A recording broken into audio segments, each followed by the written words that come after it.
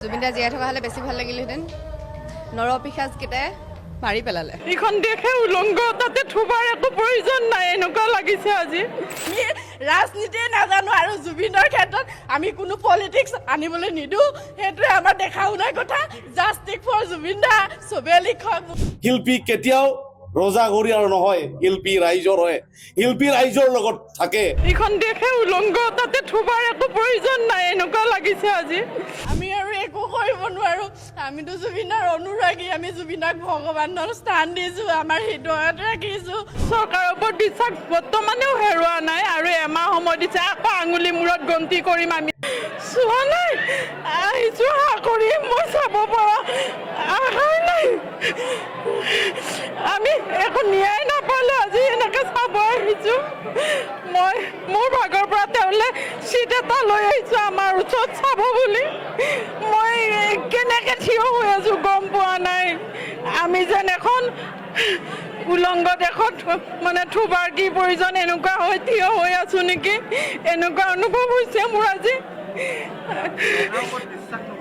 বিশ্বাস আমি সৰু মানুহ নহয় ধনী মানুহৰ কথাবিলাক বহুত বেলেগ হয় চব কথা গোপনীয় হৈ যায় গতিকে মই এটাই শব্দ ক'ম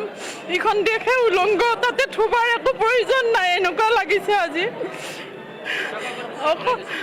চৰকাৰৰ ওপৰত বিশ্বাস বৰ্তমানেও হেৰুৱা নাই আৰু এমাহ সময় দিছে আকৌ আঙুলি মূৰত গন্তি কৰিম আমি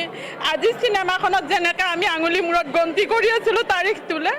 আকৌ নেক্সট আমি গন্তি কৰিম যে এমাহৰ মূৰত আকৌ এটা ন্যায় পাম বুলি কৈছে সেইটোৱে অসহ্য হৈছে কেনেকৈ চাম কেনেকৈ লওঁ এনেকুৱা ইমান বুকুখন ইমান ডাঠ কৰি আহিছোঁ ৰাতিপুৱাৰ পৰাই কান্দি আছোঁ নোৱাৰোঁ মই চাব তথাপিতো আহিছোঁ চাম জুবিন দাৰ তেওঁ যেনেকুৱা পাৰদৰ্শী আছিল কোনো ক্ষেত্ৰতে আজি তাৰিখলৈকে যেতিয়া হাৰ মানা নাছিল হস্পিটেলৰ বিচনাৰ পৰাই যেতিয়া কাম কৰিছিল আমি সাহস গোটাব লাগিব জুবিন দাৰ কাৰণে আৰু মই এইটোৱে জানো সৰু মানুহে ন্যায় বিচাৰিলে একো অৰ্থই নাই যিবিলাক বিয়াগুম মানুহৰ আগত আমি একোৱে কৰিব নোৱাৰোঁ তথাপিতো আমি যেতিয়া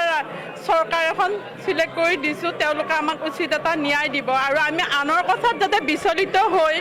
কোনো ধৰণৰ অশান্তিকৰ পৰিৱেশ নকৰোঁ তাৰ কাৰণে মই ৰাইজকো অনুৰোধ কৰোঁ আমাৰ ন্যায় লাগে ন্যায়টো লাগিব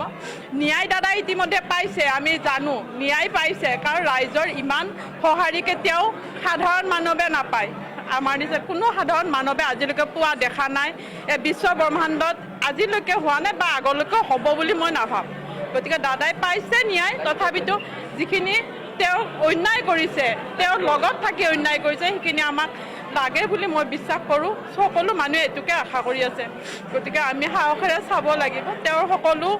যিবিলাক বস্তু আছে আমি জীৱন্ত ৰূপত ৰাখিব পাৰিব লাগিব আপোনালোকৰ সহায় সহযোগিতা সদায় অসমবাসীয়ে কামনা কৰিব ৰাইজে যেনেকৈ বিচাৰিছে তেনেকৈ জুবিন দাক আমাৰ মাজত আমি জীয়াই ৰাখিব লাগিব সঁচাই ভাল লাগিছে সুন্দৰ এখন চিনেমা শিল্পী কেতিয়াও ৰজাঘৰীয়াৰ লগত নাথাকে শিল্পী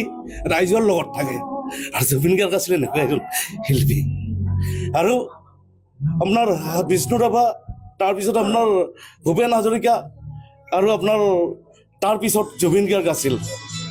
অসম আৰু অসমীয়াৰ কাৰণে অসম জাতিটোৰ কাৰণে অসমৰ সংগীত জগতৰ কাৰণে জুবিন গাৰ্গে বহুত দিলে এতিয়া আমি দিয়াৰ সময় জুবিন গাৰ্গৰ আদৰ্শত আমি যোৱা সময় এতিয়া শিল্পী কেতিয়াও ৰজাঘৰীয়াৰ নহয় শিল্পী ৰাইজৰ হয় শিল্পী ৰাইজৰ লগত থাকে জুবিন দা জীয়াই থকা হলে বেছি ভাল লাগিলহেঁতেন নৰপিশাচকেইটাই মাৰি পেলালে আৰু মাৰি পেলালে জুবিন দাক নি পেলানি আমি আৰু একো কৰিব নোৱাৰোঁ আমিতো জুবিনৰ অনুৰাগী আমি জুবিনক ভগৱানৰ স্থান দিছোঁ আমাৰ হৃদয়ত ৰাখিছোঁ সেইটোৱে আৰু চিনেমাখন চাই জুবিন দা নাই বুলি ভাবি কিনে আমাৰ খুব দুখ লাগিছে নাজানো আৰু